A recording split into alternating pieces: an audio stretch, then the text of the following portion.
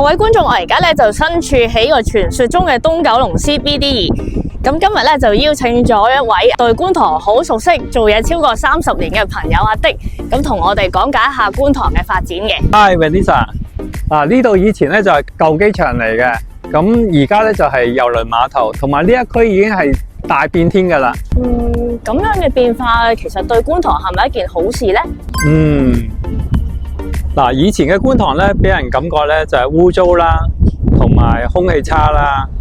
你睇而家嘅觀塘，東九龍 CBD 2咧，唔單止係豪宅啦、政府機構啦、大型嘅商場進駐啦，佢咧仲係成個東九龍嘅心跳加速器。心跳加速器，咁浪漫嘅一個說法。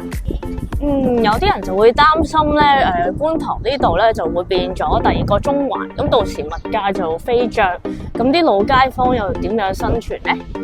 呢個係好問題。咁政府都做咗好多嘢嘅喺規劃裏邊，成個東九龍咧 CBD 2唔係一個孤島嚟嘅，咁佢好似一個心臟啦，咁佢係會係連接好多嘅地方，例如好似九龍灣啦。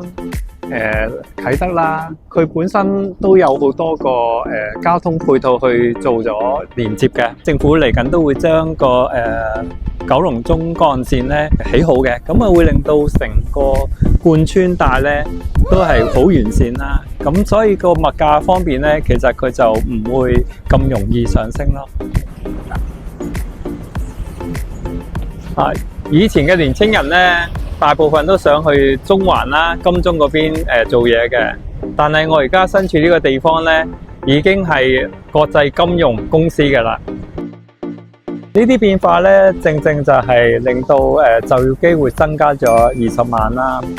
咁呢個新舊嘅融合啦，咁啊令到呢個機會更加多咯。即係觀塘呢度咧，除咗保留咗舊有嘅特色之外咧，仲加入咗啲新嘅元素入去，咁啊創造咗好多新嘅商業機遇啦。同你傾咗咁耐啦，你覺得觀塘未來嘅發展會係點呢？我希望咧觀塘咧將來咧唔係一個割裂嘅地方。香港以前嘅發展咧，主要都分咗住宅區啦、商業區啦，同埋工廠區啦。咁而呢個東九龍 CBD 2咧，觀塘呢邊嘅發展將會係綜合個用途嘅。咁佢包括咗衣食住行，樣樣都有嘅。我覺得觀塘一個最大嘅好處咧，就係住喺觀塘嘅人咧，就唔需要再跨區做嘢，咁咧就可以喺度咧都搵到好多就業機會啦。係啊，所以咧成個觀塘區係升級咗，而唔係淘汰嘅。咁所以呢個區咧，就搵到新嘅心跳啦。啱啦，呢個心跳咧會令到成個東九龍咧動起來嘅。東九龍咧 CBD 2咧，其實就係一個金融嘅城堡。而觀塘咧仲要係一個機會引擎嚟添。係啊，如果想知道更多香港各區嘅發展咧，請記得訂閱我哋頻道啊！